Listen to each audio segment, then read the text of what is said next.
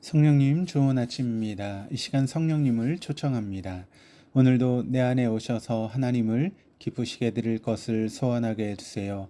오늘 말씀을 통해 구체적으로 무엇을 해야 할지를 깨닫게 해주세요. 깨달은 것을 삶 속에서 실천할 수 있도록 도와주세요. 아멘. 오늘 함께 나누실 하나님 말씀은 출애굽기 22장 1절에서 15절까지 말씀입니다. 제 22장. 사람이 소나 양을 도둑질하여 잡거나 팔면 그는 소 한 마리에 소 5마리로 갚고 양 한 마리에 양 4마리로 갚을지니라. 도둑이 뚫고 들어오는 것을 보고 그를 쳐 죽이면 피 흘린 죄가 없으나 해돋은 후에는 피 흘린 죄가 있으리라. 도둑은 반드시 배상할 것이나 배상할 것이 없으면은 그 몸을 팔아 그 도둑질한 것을 배상할 것이요, 도둑질한 것이 살아 그의 손에 있으면 소나 나귀나 양을 막론하고 갑절을 배상할지니라. 사람이 밭에서나 포도원에서 짐승을 먹이다가 자기의 짐승을 놓아 남의 밭에서 먹게 하면 자기 밭에 가장 좋은 것과 자기 포도원에 가장 좋은 것으로 배상할지니라. 불이 나서 가시나무에 댕겨 낯가리나 거두지 못한 곡식이나 밭을 태우면 불러온 자가 반드시 배상할지니라.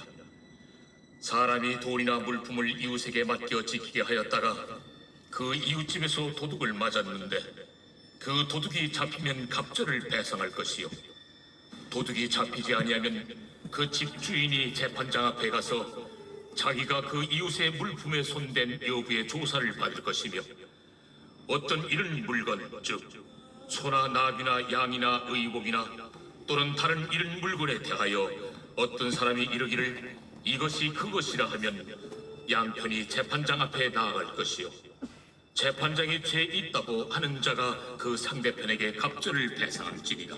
사람이 나귀나 소나 양이나 다른 짐승을 이웃에게 맡겨 지키게 하였다가 죽거나 상하거나 끌려가도 본 사람이 없으면은 두 사람 사이에 맡은 자가 이웃의 것에 손을 대지 아니하였다고 여호와께 맹세할 것이요, 그 임자는 그대로 믿을 것이며 그 사람은 배상하지 아니하려니와, 만일 자기에게서 도둑 맞았으면 그 임자에게 배상할 것이며, 만일 찢겼으면 그것을 가져다가 증언할 것이요, 그 찢긴 것에 대하여 배상하지 아니할지니라. 만일 이웃에게 빌려온 것이 그 임자가 함께 있지 아니할 때에 상하거나 죽으면 반드시 배상하려니와, 그 임자가 그것과 함께 있었으면 배상하지 아니할지니라. 만일 세낸 것이면 세로 족하니라. 우리는 지금 십계명 이후에 주어진 하나님의 율법, 즉 언약서를 살펴보고 있습니다. 23장 33절까지 이어지는 언약서는 하나님의 백성들이 하나님의 백성답게 살아가기 위한 하나님의 가이드라인이라고 말씀을 드렸습니다.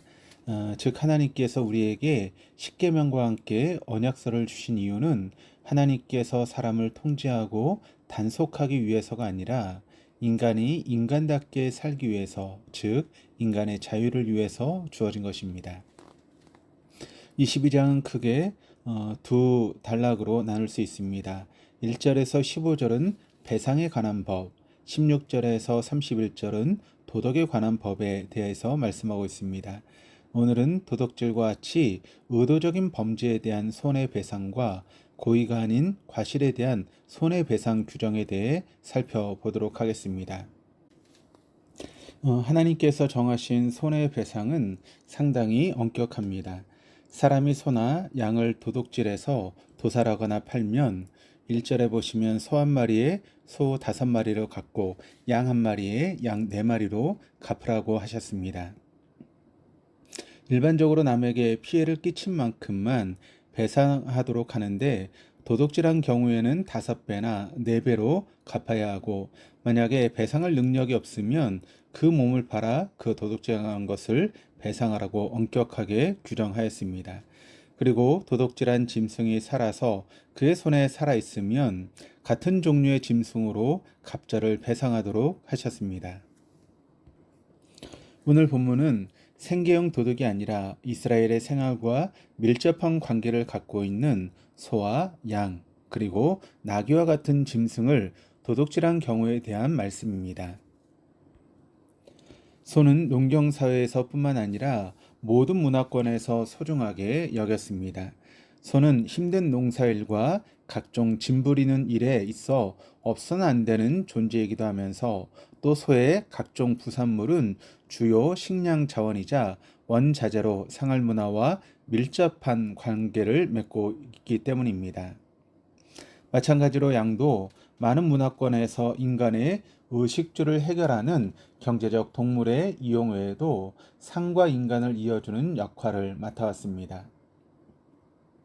고대 이스라엘의 생활에서 양은 중요한 희생동물인과 동시에 소유한 양의 수가 재산을 뜻했고 털과 가죽과 고기는 이스라엘 가정에서는 없어서는 안 되는 짐승입니다.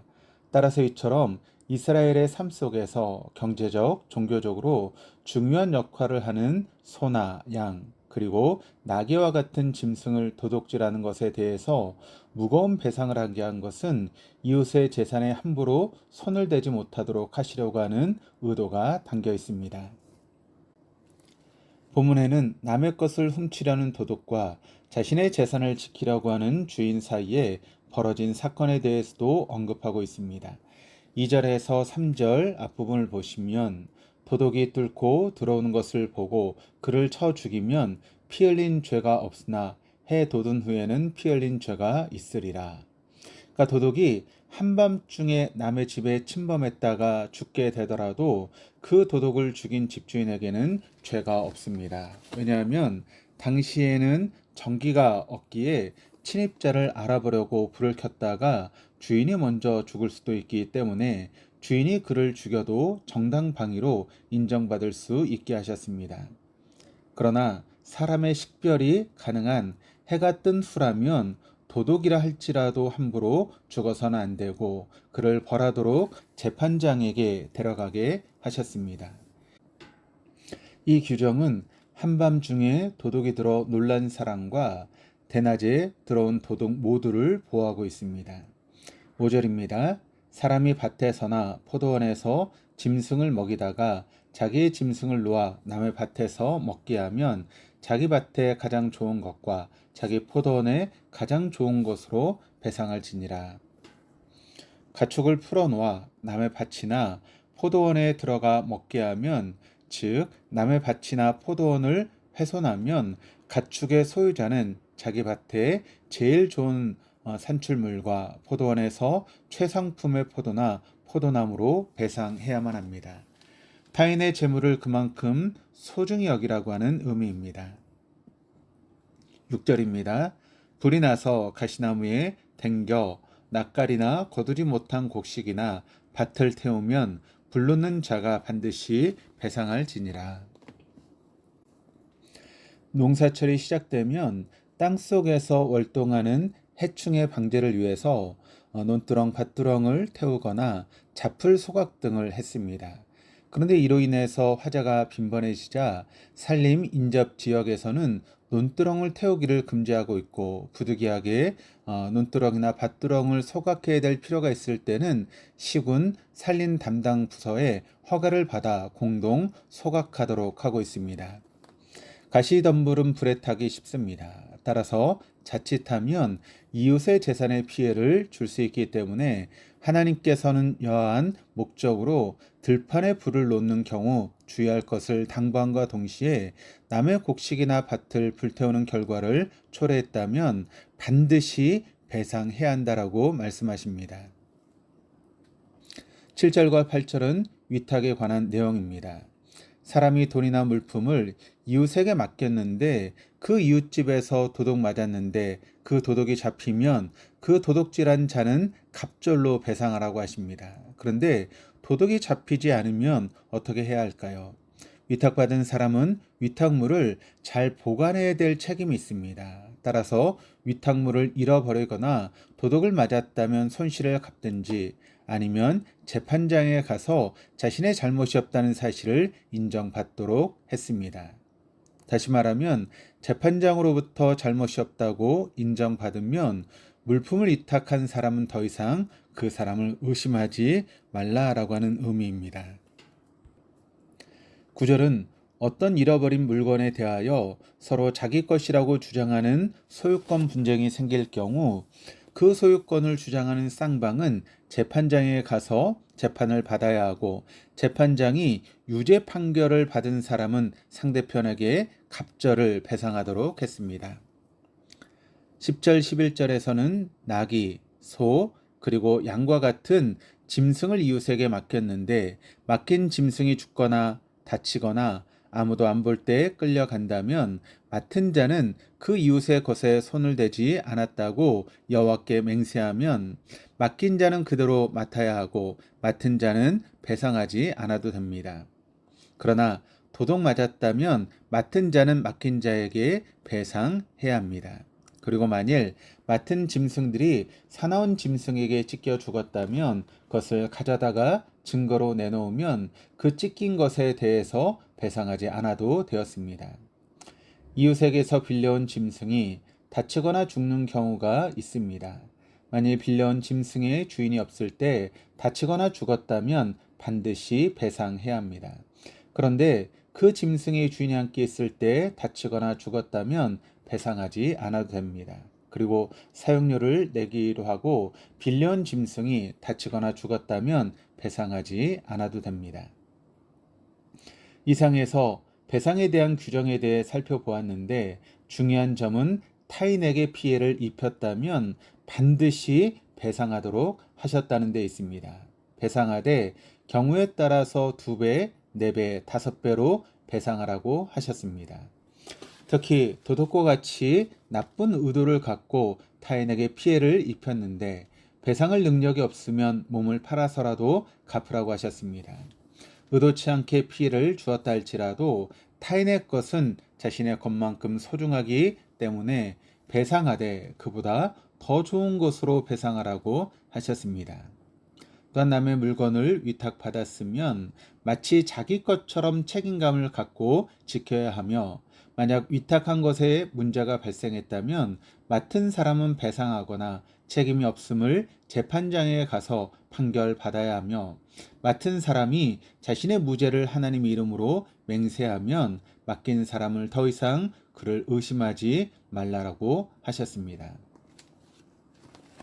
앞서 하나님께서 우리에게 십계명과 함께 언약서를 주신 이유는 인간이 인간답게 살기 위해, 즉 인간의 자유를 위해서라고 말씀드렸습니다. 그런데 인간의 자유는 나 한 사람만의 자유를 의미하지 않습니다. 다른 사람의 자유도 포함되어 있습니다. 배상에 대한 법이 의도하는 바는 공동체 전체의 화합과 평화입니다. 내 것이 소중한 만큼 이웃의 것도 소중히 여기는 마음을 갖게 된다면 서로가 서로를 믿고 신뢰하는 아름다운 공동체가 될 것입니다. 이런 점에서 예수를 만난 삭개오의 선언은 자신의 잘못에 대한 철저한 고백이자 공동체 전체를 위한 온전한 내려놓음입니다. 그는 자신의 재산 절반을 가난한 자에게 주겠다 한 것도 대단한데 그는 그것으로 그치지 않았습니다. 만일 누구의 것을 속여 빼앗은 일이 있으면 4배로 갚겠다라고 했습니다. 이 말은 자신은 남을 속여서 부를 축적하지 않았다라고 하는 의미가 아닙니다. 삭개오는 세리장이었습니다. 당시 세리는 자기 관할 구역의 세금을 미리 로마 제국에 선납하고 자기 마음대로 더 거두어서 부를 축적했습니다. 즉 그는 부당하게 부를 축적했습니다. 따라서 재산의 절반은 가난한 사람들에게 주고 남은 절반으로 4배의 배상을 하겠다라고 하는 것은 자신의 재산을 공동체를 위해서 완전히 포기하겠다라고 하는 의미입니다. 세상의 재물을 바라보던 그는 눈을 들어 주님을 바라보면서 그는 율법 안에서 진정한 자유를 만끽하게 된 것입니다. 이제 그는 더 이상 동족으로부터 손가락질을 당하는 세리 삭개오가 아니라 존경받는 하나님의 백성인 삭개오가 되었습니다.